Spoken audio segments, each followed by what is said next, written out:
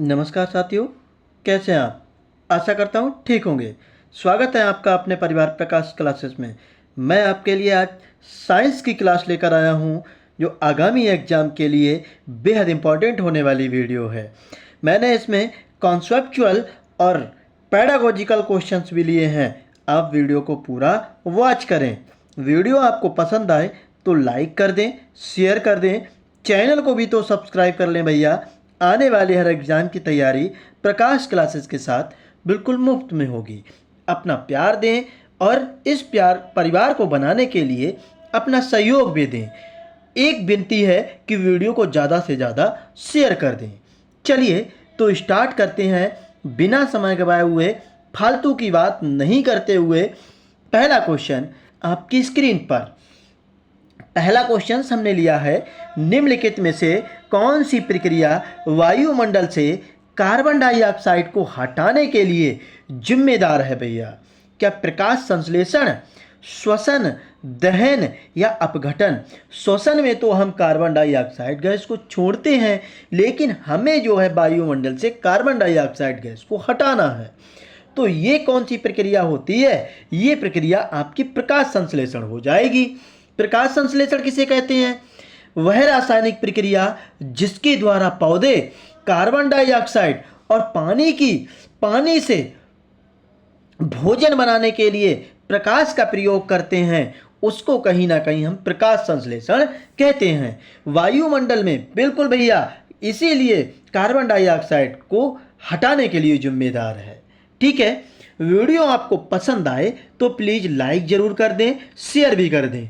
अगला क्वेश्चन आपकी स्क्रीन पर। एक खाद्य श्रृंखला में निम्नलिखित में से किस जीव को प्राथमिक उपभोक्ता माना जाता है?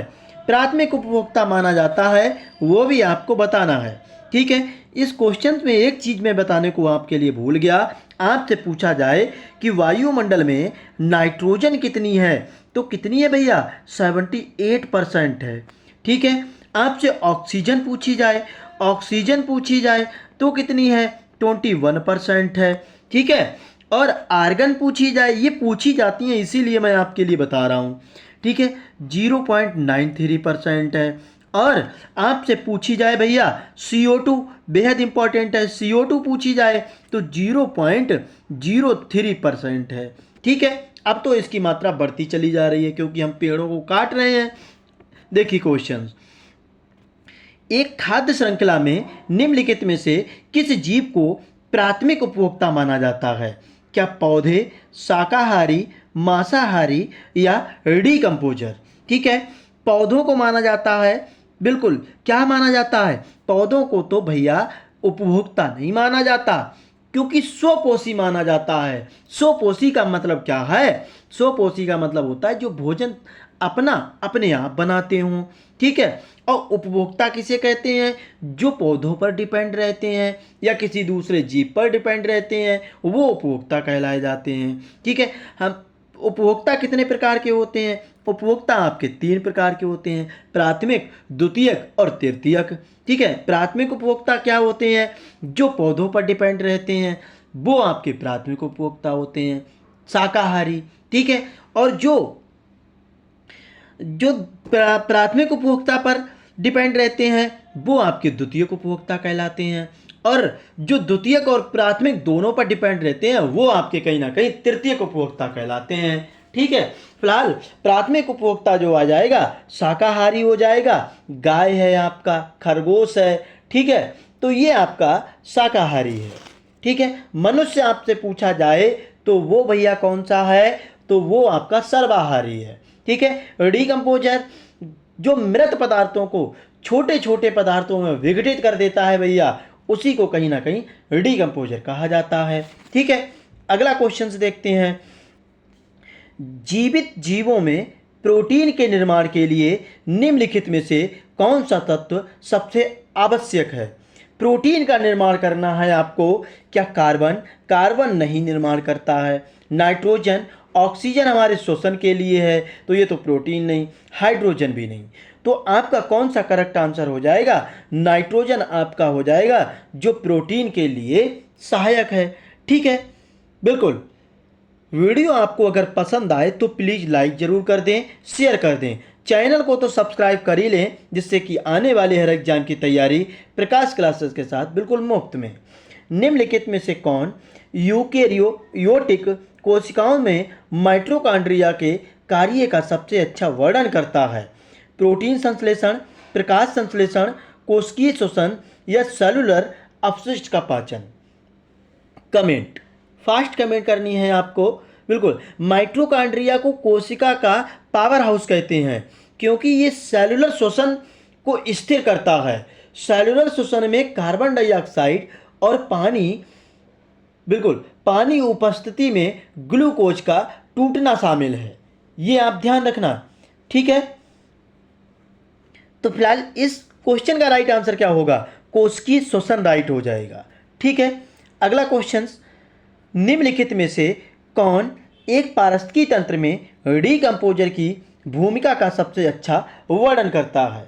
वे प्रकाश संश्लेषण के माध्यम से भोजन का उत्पादन करते हैं, वे मृत जीवों को तोड़ते हैं और पोषक तत्वों का पुनः चक्रण करते हैं, वे प्राथमिक उपभोक्ता हैं जो पौधों पर भोजन करते हैं, वे शिकारी हैं जो अन्य जानवरों का शिकार करते हैं। कमेंट पारिस्थितिकी तंत्र में डीकंपोजर की भूमिका का सबसे अच्छा वर्णन, डीकंपोजर मैंने आपको अभी बताया कि डीकंपोजर वो होते हैं जो मृत पदार्थों को छोटे छोटे पदार्थों में विघटित करते हैं, उनको कहीं ना कहीं डीकंपोजर कहते हैं। तो 5 नंबर का राइट आंसर आपका करेक्ट हो जाएगा।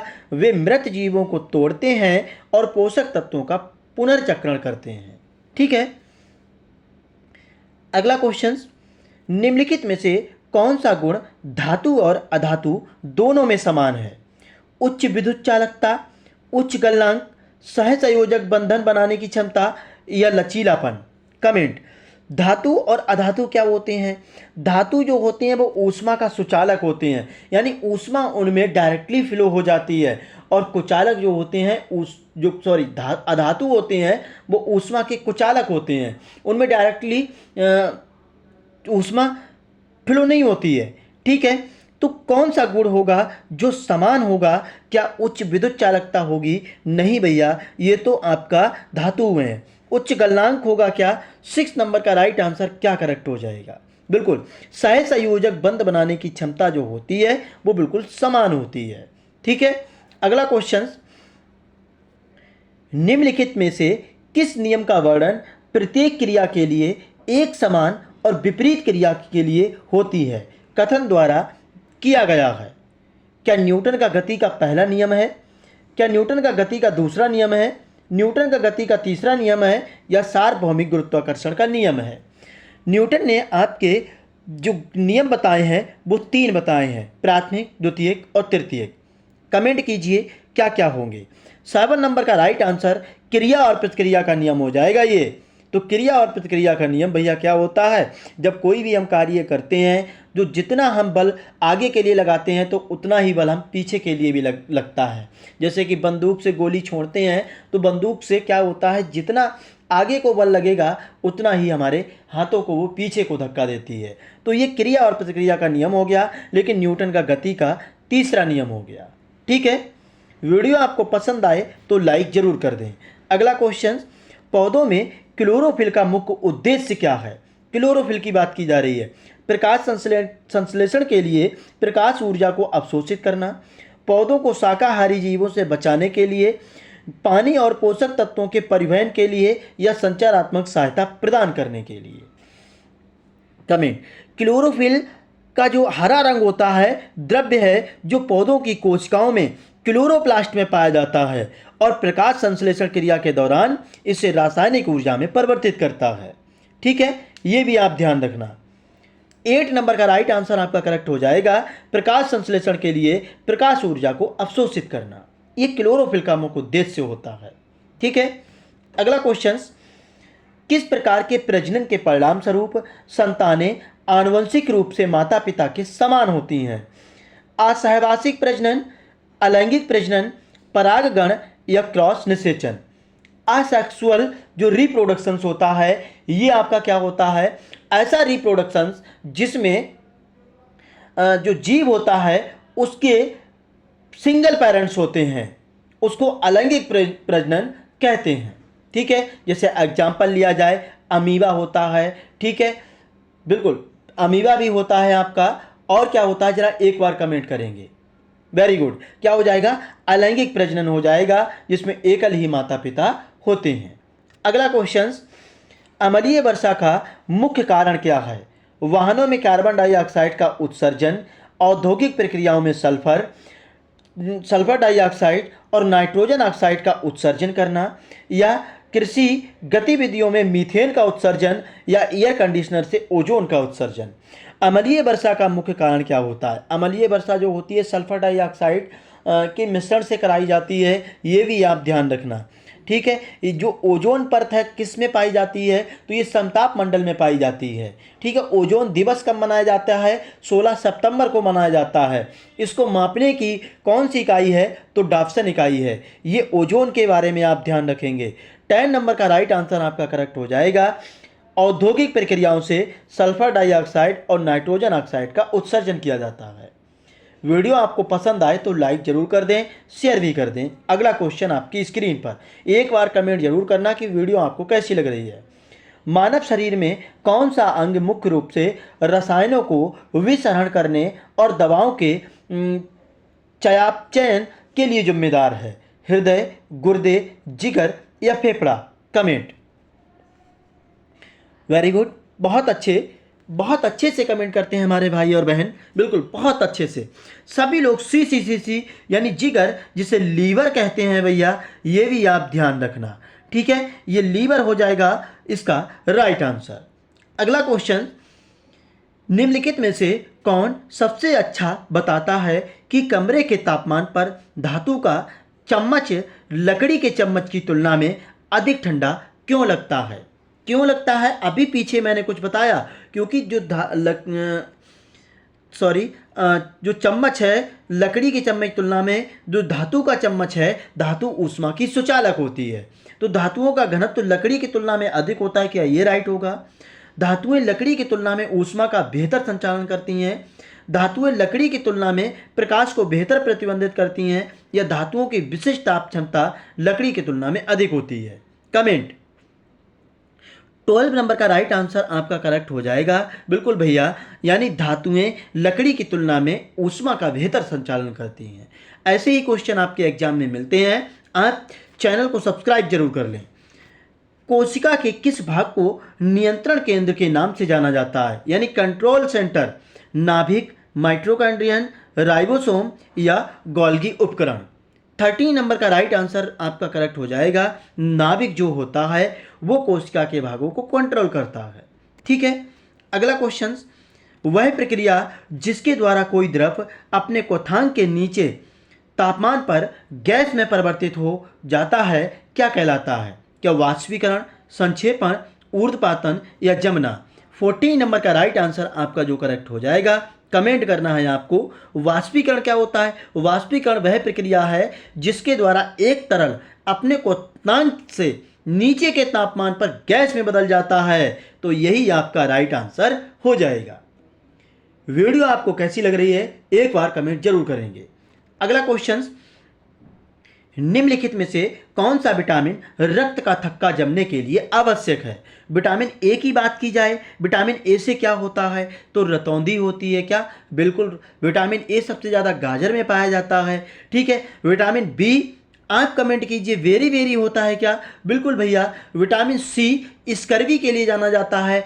आंवला, नींबू, संतरा में सबसे ज़्यादा पाया जाता है। ठीक है, क्या हो जाएगा? विटामिन डी किसके लिए जाना जाता है? रिकेट्स के लिए जाना जाता है। क्या? बिल्कुल। और विटामिन ई त्वचा के रोगों के लिए जाना जाता है। और विटामिन के की बात करते हैं तो ये कहीं ना कहीं आपका किसका रक्त का थक्का जमने के लिए इंपॉर्टेंट होता है। जरा इनके रासायनिक नाम आप लोगों को कमेंट करना है। अगला क्वेश्चन, विज्ञान शिक्षा में पूछताछ आधारित शिक्षा को बढ़ावा देने के लिए निम्नलिखित में से, अब आपके पेडागोजिकल क्वेश्चंस आ गए हैं, कौन सी शिक्षण रणनीति सबसे प्रभावी है? व्याख्यान आधारित निर्देश, शिक्षक के नेतृत्व वाले प्रदर्शन, व्यवहारिक प्रयोग और जांच, तथ्यों और आंकड़ों को याद रखना? मैंने आपको बताया था पैडागोजिकल क्वेश्चंस अगर आपको सॉल्व करने हैं तो पॉजिटिव माइंड अगर आपका क्वेश्चंस पॉजिटिव है तो पॉजिटिव थिंकिंग रखनी है, और निगेटिव है तो उसके लिए निगेटिव थिंकिंग रखनी है। निगेटिव पॉइंट आपके केवल याद रखना, रटना, कंठस्थ करना नहीं, ये आपके निगेटिव पॉइंट होते हैं। हतोत्साहित करना ये भी आपका निगेटिव पॉइंट में आता है। तो तथ्यों और आंकड़ों को याद रखना हमसे सबसे ज़्यादा प्रभावी है, ये पूछा है तो ये तो निगेटिव पॉइंट हो गया। कमेंट कीजिए 16 नंबर का राइट आंसर क्या हो जाएगा। बिल्कुल, वेरी गुड भैया, बहुत अच्छे से कमेंट किया है, व्यवहारिक प्रयोग और जांच हो जाएगा। ठीक है, अगला क्वेश्चन, निम्नलिखित में से कौन विज्ञान शिक्षा में मॉडलों की भूमिका का सबसे अच्छा वर्णन करता है। मॉडल छात्रों को वैज्ञानिक अवधारणाओं को याद रखने में मदद करने के लिए केवल दृश्य सहायक के रूप में कार्य करते हैं। सबसे अच्छा मैंने बोला कि हमसे पॉजिटिव पूछा गया है तो केवल हमारा नेगेटिव है, पहला ऑप्शन कट हो गया। ठीक है, मॉडल सरलीकृत निरूपण है जिसका उपयोग जटिल घटनाओं को समझाने के लिए किया जाता है, हो सकता है मे भी आंसर। अगला भी ऑप्शन हमें देखना है। विज्ञान शिक्षा में मॉडलों का कोई व्यवहारिक उपयोग नहीं है, व्यवहारिक उपयोग तो है भैया, ये भी नेगेटिव हो गया हमारा। मॉडल केवल जो दिख जाए उन्हें हटा दो अगर आपसे पॉजिटिव पूछा गया है। ठीक है, तो हमारा एक ही ऑप्शन बचा वी, यानी वी आपका करेक्ट हो जाएगा। ठीक है, अगला क्वेश्चन, निम्नलिखित में से कौन प्रभावी विज्ञान मूल्यांकन की विशेषता नहीं है। अब हमसे निगेटिव पूछा गया है, निगेटिव हमें क्या दिख रहा है, सीखने के उद्देश्य के साथ संरेखित करना, ये तो पॉजिटिव है। विभिन्न मूल्यांकन विधियों को शामिल करना, ये भी पॉजिटिव है। समय पर रचनात्मक प्रतिक्रियाएं प्रदान करना, ये भी पॉजिटिव है। लेकिन हमसे निगेटिव पूछा गया है तो केवल तथ्यों को याद रखने का आकलन, ये हमारा निगेटिव हो जाएगा, क्योंकि केवल आ गया और मैंने अभी आपको बताया केवल जो होता है हमारा निगेटिव पॉइंट होता है। ठीक है, अगला क्वेश्चन, शिक्षकों के लिए विज्ञान के पाठों में वास्तविक दुनिया के उदाहरणों को शामिल करना क्यों महत्वपूर्ण है। क्यों महत्वपूर्ण है? छात्रों के लिए पाठों को अधिक मनोरंजक बनाना है क्या, इंपॉर्टेंट हो सकता है। छात्रों को वैज्ञानिक अवधारणाओं की प्रासंगिकता को समझने में मदद करने के लिए, ये भी हो सकता है। जटिल वैज्ञानिक सिद्धांतों को सरल बनाने के लिए, या पाठ योजना में समय बचाना। तो समय नहीं बचाना है, ठीक है, बचाना है लेकिन पाठ योजना में नहीं। 19 नंबर का राइट आंसर क्या करेक्ट होगा, कमेंट। वेरी गुड भैया, बिल्कुल ए के साथ भी जा रहे हैं हमारे साथी, और सी के भी साथ जा रहे हैं, कुछ बी के भी साथ जा रहे हैं। बिल्कुल, कमेंट बहुत अच्छे से आ रही हैं आप लोगों की, बेहद इंपॉर्टेंट क्वेश्चंस भी है भैया। वेरी गुड, बहुत बढ़िया। क्या हो जाएगा, छात्रों को वैज्ञानिक अवधारणाओं की प्रासंगिकता को समझने में मदद करना है, यही वास्तविक दुनिया के उदाहरणों को शामिल करने का महत्वपूर्ण है। ठीक है, यानी वी वाले जो हैं वो करेक्ट हैं। अगला क्वेश्चन, हताश होने की जरूरत नहीं है। अगला क्वेश्चन, निम्नलिखित में से कौन सा विज्ञान शिक्षा में रचनात्मक मूल्यांकन का उदाहरण है। रचनात्मक मूल्यांकन क्या होता है, जो हमारा समय समय पर, मतलब हमने कोई भी चीज़ आपको पढ़ाई और तुरंत उसका आकलन किया तो वो आपका रचनात्मक आकलन हो गया। क्या सेमेस्टर के अंत में, अंतिम परीक्षा में नहीं, कौन सा होगा, हाल के पाठ की समझ की जांच करने के लिए पॉप क्विज हो सकता है। मे भी अभी मैंने बताया एक वैज्ञानिक विषय पर शोध पत्र या वैज्ञानिक प्रयोग पर समूह परियोजना। 20 नंबर का राइट आंसर करेक्ट हो जाएगा। हाल के पाठ, जो मैंने अभी पाठ पढ़ाया और उसी पर आपसे क्वेश्चन तुरंत ही पुट किए, तो ये रचनात्मक मूल्यांकन हो गया। ठीक है, अगला क्वेश्चन, निम्नलिखित में से कौन कक्षा में वैज्ञानिक जांच की भूमिका का सबसे अच्छा वर्णन करता है। वैज्ञानिक तथ्यों और सूत्रों को याद करना, हमसे पॉजिटिव आंसर मांगा है तो ये तो निगेटिव हो गया। मैंने कहा याद करना या रटना या कंठस्थ करना, अभ्यास करना, ये निगेटिव है। शिक्षक के व्याख्यानों को निष्क्रिय नहीं करना है, सक्रिय करना है, एक्टिव रहना है चीज़ों को। ठीक है, पूछताछ, प्रयोग और समस्या समाधान में सक्रिय संलग्नता, तो ये हमारा क्या है, पॉजिटिव आंसर है। ठीक है, अगला क्वेश्चन, अगली पीढ़ी के विज्ञान मानकों यानी एनजीएसएस के अनुसार निम्नलिखित में से कौन सा विज्ञान का क्षेत्र नहीं है। हमसे निगेटिव पूछा है, भौतिक विज्ञान, ये आप तो विज्ञान में पढ़ते ही होंगे क्या बिल्कुल पढ़ते हैं ना? बिल्कुल पढ़ते हैं भैया। जैविक विज्ञान भी पढ़ते हैं, पृथ्वी और अंतरिक्ष विज्ञान भी है, लेकिन सामाजिक विज्ञान जो है वो आपका साइंस में नहीं, ये सोशोलॉजिकल्स अलग चैप्टर है आपका, सॉरी लेसन है। अगला क्वेश्चन, विज्ञान शिक्षा में इंजीनियरिंग प्रथाओं को एकीकृत करने का प्राथमिक उद्देश्य क्या है? विज्ञान से अधिक इंजीनियरिंग के महत्व पर जोर देना, छात्रों को वास्तविक दुनिया की समस्याओं को हल करने के लिए वैज्ञानिक ज्ञान लागू करने के अवसर प्रदान करना। अगर बच्चों को तुम अवसर दोगे तो बच्चा बहुत जल्दी चीज़ों को सीखेगा। किसी ना किसी में इन्वॉल्व करो, बच्चे को टच कराओ चीज़ों को, बहुत जल्दी चीज़ों को सीखेगा। अलग इंजीनियरिंग पाठ्यक्रमों की आवश्यकता को समाप्त करना या विज्ञान पाठ्यक्रम को सरल बनाना। 23 का राइट आंसर जो आपका करेक्ट हो जाएगा, मैंने बोला ना, अवसर देना बच्चों को बेहद इंपॉर्टेंट होता है।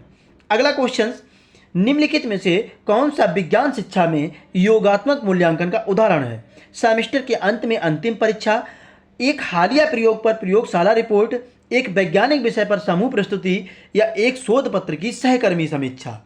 कमेंट। योगात्मक मूल्यांकन क्या होता है? जो हमने पूरे वर्ष पढ़ाया आपको और लास्ट में जो परीक्षाएं ली जाती हैं वो कहीं ना कहीं योगात्मक मूल्यांकन के अंतर्गत आती हैं। तो सेमेस्टर के अंत में जो अंतिम परीक्षा होगी वही आपकी योगात्मक परीक्षा हो जाएगी। लास्ट क्वेश्चन इस वीडियो का 25 ही क्वेश्चन लिए हैं। विज्ञान शिक्षकों के लिए सकारात्मक कक्षा वातावरण को बढ़ावा देना क्यों महत्वपूर्ण है? छात्र व्यवहार पर नियंत्रण बनाए रखने के लिए, विविध शिक्षार्थियों के लिए एक स्वागत योग्य स्थान बनाने के लिए, चुनौतीपूर्ण वैज्ञानिक अवधारणाओं से बचने के लिए या कक्षा चर्चाओं में छात्रों की भागीदारी को सीमित करने के लिए। 25 का राइट आंसर आपका वी करेक्ट हो जाएगा। ये वीडियो आपको कैसी लगी एक बार कमेंट जरूर करेंगे। वीडियो आपको पसंद आई हो तो लाइक करें, शेयर कर दें, चैनल को सब्सक्राइब कर लें। आने वाले हर एग्जाम की तैयारी प्रकाश क्लासेस के साथ बिल्कुल मुफ्त में। जय हिंद साथियों।